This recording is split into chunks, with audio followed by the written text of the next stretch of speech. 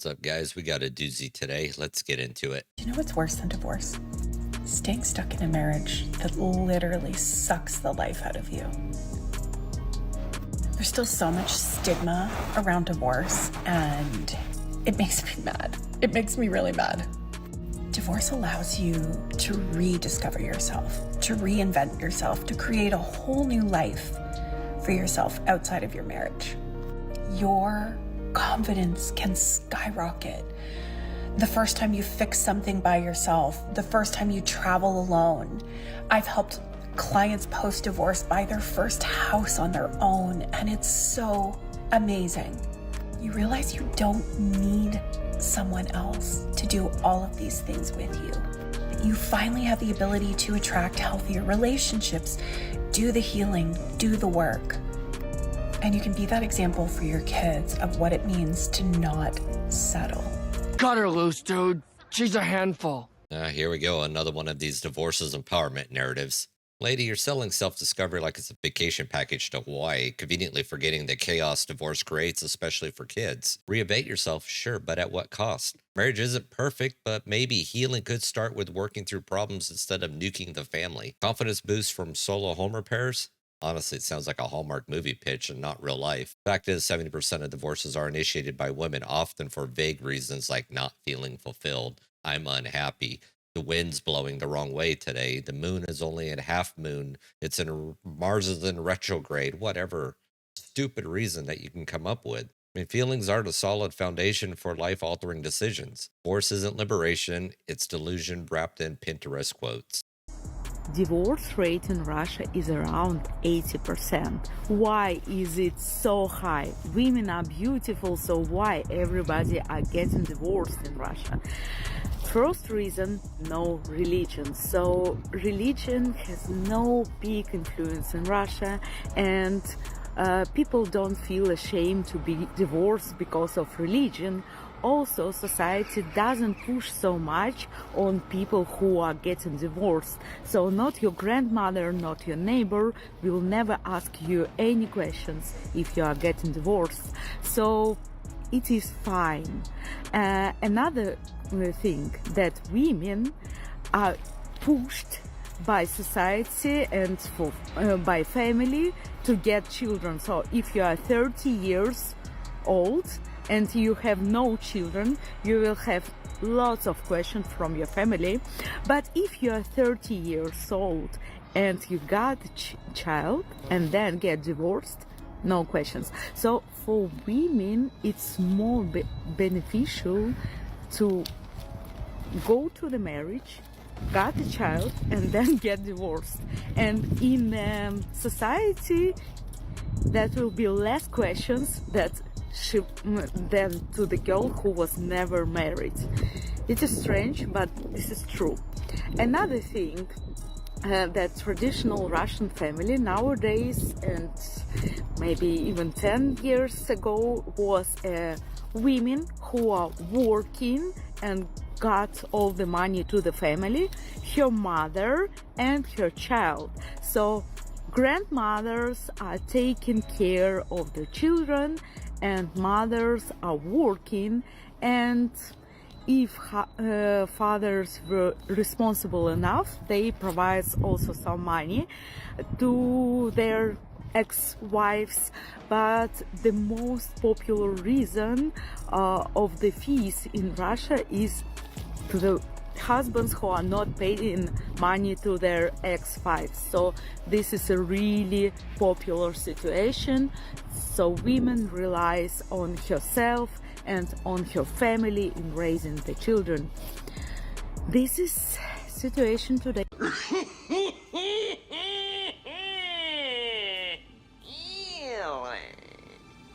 80% divorce rate in Russia. Now, I can't speak 100% on Russia. I know my wife's Ukrainian, so there is obviously some similarities between the two cultures. But I can comment more on Ukraine, which I'm sure it'll carry over to Russia. So is divorce rate that high? If I wish she was here because she could really fill in the blanks on this better. I don't think they're as high as she's making it out to be. But the biggest reasons for divorce rates, at least in Ukraine, is usually cheating. alcoholism, and physical PA. Are usually the three big ones that will kill a marriage in a heartbeat. And usually the alcoholism, it'll carry a bit, but alcoholism usually carries to the other two, but they're all intertwined with each other. So the big push for kids, it is a cultural thing, at least in Ukraine, is you're usually finding a husband, you're married in your early 20s, you're having kids before you're 30. That's just a common culture thing. Of course, some of the culture shift is happening, especially in the big cities like Kiev is a big one. That a lot of the tradition in the bigger cities isn't carried as well. I won't say isn't carried as often. It's still being carried on a regular basis, but there is a shift going on there. So I've heard stories about people talking about some of the Ukrainian ladies that are now here in the U.S. from displacement of the war. They're out at the clubs, shaking it, partying, um, probably cheating on their man. Whether they are or not, I don't know. I can't speak on these women because my wife's from a very small town, and so she's very, very, very traditional. Definitely a big difference between where she's from versus the big cities. As for child support and spousal support, it is ordered by the judge, from what she's told me. But if the guy doesn't pay it, there's no enforcement. Not like here where they can garnish your wages, put you in jail, do whatever number of things that they want to do. Over there, no. I mean, if the guy doesn't pay, he doesn't pay. There's not much more to it from that. But the family that she was talking about helping raise a kid, whether there's a divorce or not a divorce, there is that mentality. It takes a village to raise a child. So the whole family is usually in on this, pitching in where they can because it's hard living with very low income. And daycare is expensive. So yes, the grandparents step up and watch the kids during the day while the husband and wife go and work, or if there's a divorce, then the one parent goes and work. I won't ever knock any of the Ukrainian people that I met as being lazy. They're far from it. Most of them that I know working two jobs just to make ends meet. Even my wife works two jobs to make ends meet. And that's still with me supplementing an income as well while she's still overseas before she gets here. It is what it is. But hopefully that adds a little more clarity to what she was talking about. Again, like I said, I don't know the full Russian culture. I know the Ukrainian culture, and I know there are a lot of similarities between the two. Anyways, thanks. Hey, TikTok friends. Isn't it crazy how someone can tell you that they love you, that you're everything that they've ever wanted in a partner? They're your best friend, and we're a team, and we can get through anything in life. And they can just wake up one morning and call it quits and be done and walk away. I don't understand. If you're saying those words to a broken, hurt woman, anyone, please make sure you know the true meaning behind all of those words before you say them. Oh my God, who the hell cares? So it's another TikTok whine about being ghosted by a partner who meant everything. Here's a tip: actions over words. I don't care what anybody tells me. They could tell me anything and everything, but I'm always looking at the actions. What are you doing? Are you backing up your words with your actions? You tell me you're going to take care of something, I'm going to look at, are you actually going to take care of it? Because if you don't, why should I believe you? But if a guy bails, maybe he saw a red flag parade he didn't want tickets for. Relationships aren't Instagram fairy tales. Women often expect men to commit for life while offering minimal reciprocity. Her line, be careful who you say I love you to. Sure, but maybe don't mistake surface charm for substance. This modern dating culture breeds entitlement and not teamwork. Want lasting love? Try honest, loyal, and accountability instead of endless sob stories on social media. All right, just a disclaimer, this might be offensive to some people. No, it will be offensive. It might be painful to hear. Somebody might even think it's a little funny, but to me, it's not really funny. It pains me to say these things. And this is for the young girls today, because I hear some of the most ignorant things. And this is what I see for your future. So for the future of so many of our young women, right? The nice guy is boring. He's boring. Because nobody wants to unalive him. He's not walking around with an illegal firearm. He's out here looking for the ops. He's trying to establish himself in his career and move up in his job. When you cry, he wants to fix it. He tries to make it better. He wants to give you whatever will make you better. So he's soft. He's a simp. But the guy you want is the type of guy who, if he cheats on you and then you try to get your lick back, he's going to whoop your ass like you stole his re-up money. He walks around with an illegal firearm, who says he's on demon time, and he has an entire neighborhood actively searching for him so they gotta unalive him. This is your future baby daddy. The one who, when you are 45 years old, you're still going to be crying about saying was the love of your life with a big-ass RIP tattoo on your bosom. The one who beat you, cheated on you, dragged you out of the club when you were drunk and inappropriate. The one you broke up with, who then came and shot up your house, even though his child and you and your mama were all in there. And the one you got back with for your third child, because the first kid is his too, but the second one wasn't because you were on a break. This is the exciting life that y'all out here looking for. Because the guy who doesn't have ops is boring. The guy who tries to make things work even when you gaslight him, he's weird and he's soft. Because he told you not to go to the club with your ass hanging out your skirt. He's soft. The guy who's boring, who has family barbecues and reunions, and his parents are still married, or at least they can be in the same room together, they get along, and they're concerned with their lineage, with the future of their children, their grandchildren, great children. His nephew's birthday party was too boring for you. His little sister's piano recitals aren't your speed. It's just all too boring, right? This is the boring guy that you cheated on and keep getting back at your baby dad with. Because you wanted to be able to play the victim. Because the story about the narcissist trap ninja allowed you to do that. It was believable. But with the nice guy, believe me, you are the villain. And this is the music and the movies and the reality shows that are promoted to our community. And yes, like I said, some of it might sound funny, but it's extremely sad. And this is the result of generational deterioration of community, family, pride, loyalty, and education. And if you don't know, your kids will repeat it, and their kids will repeat it, and they'll just keep going and going and going and going. Sad.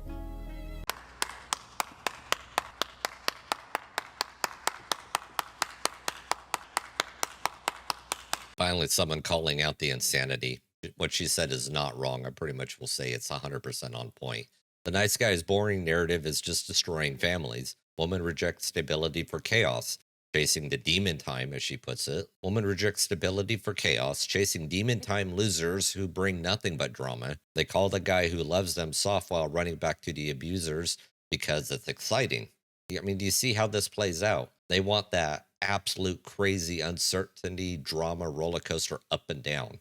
And the safe, stable guy doesn't provide that. This is generational self-sabotage. Men are punished for being reliable while thugs get with hero worship. And this dude will always live in her head rent-free, regardless of who she's with. The media feeds this dysfunction with toxic role models glorifying destructive behaviors. So stop romanticizing trash behavior, ladies. Choosing stability over chaos isn't boring. It's the difference between thriving and dragging your kids through a lifetime of pain. I'm seeing this narrative go around social media a lot where only 80% of women want the top 20% of men or something like that. And that's the high value men. And there's like a large pool of women who want this very small pool of high value men. What I have to say about that is you need to ask yourself, why is there so few high value men? Why is that? And would that be a better use of your time and attention to address why are there so few high value men that can't seem to keep up with how women are out earning and outpacing them in every other facet in life? Because that's truly the issue, is that women are outperforming men when it comes to college degrees, when it comes to home ownership, when it comes to income. We're outperforming you. So how can you level that playing field instead of going on Reddit forums and complaining about how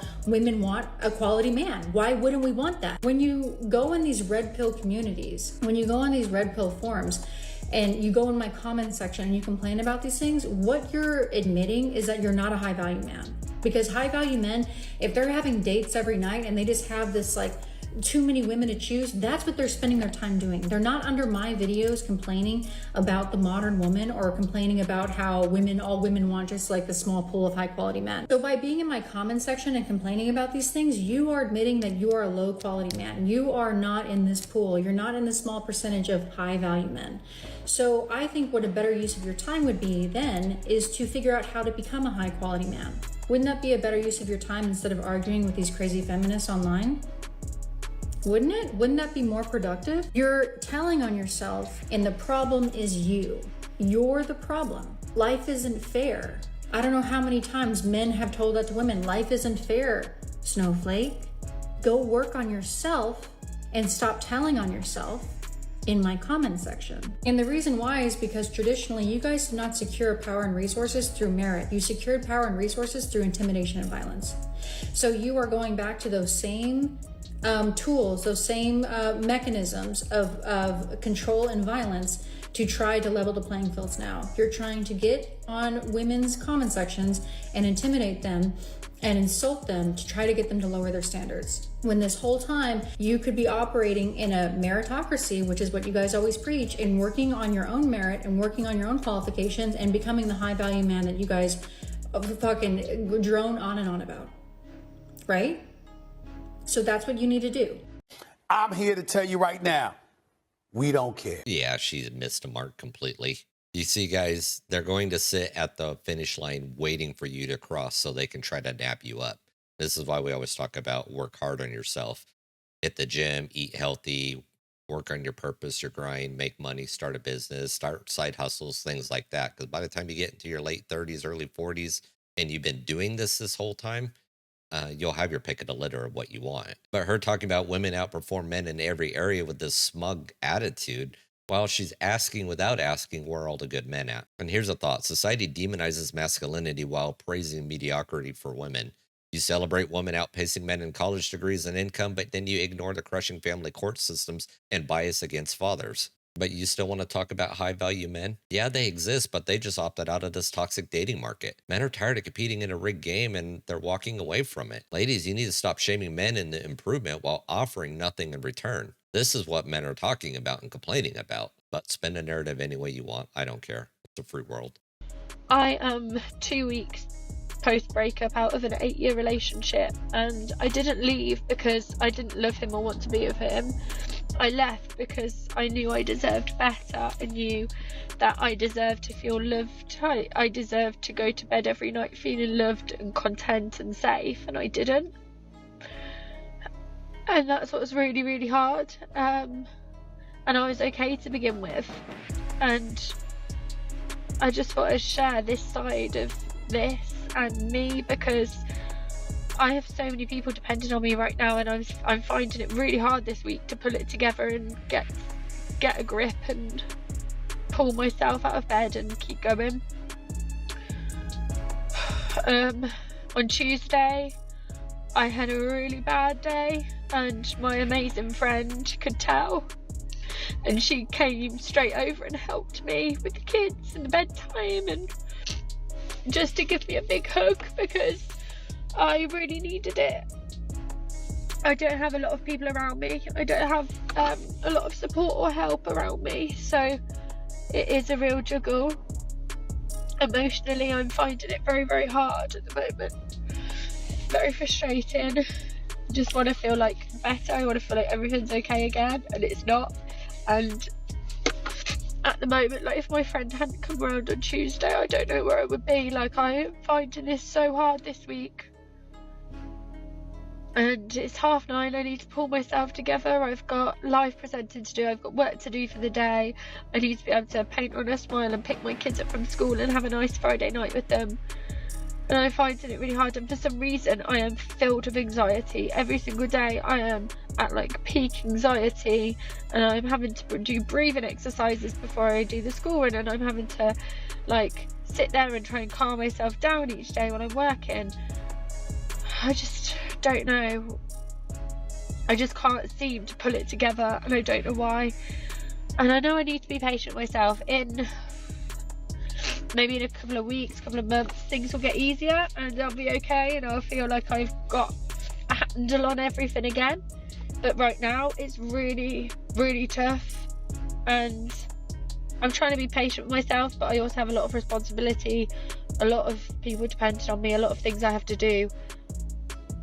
And I just like really can't wait to get through this rough patch and get to the end of it and get to the next bit of my journey and to feel happier and to feel like I can cope and I have a handle on things, because right now I'm finding it so hard to pull myself out of bed each day and carry on, because today I forgot my little girl's coat and that guilt has eaten me up this morning, and it sounds so silly, but I just feel like I'm failing at everything at the moment, and it's all really, really affecting me. The whole thing is really affecting me.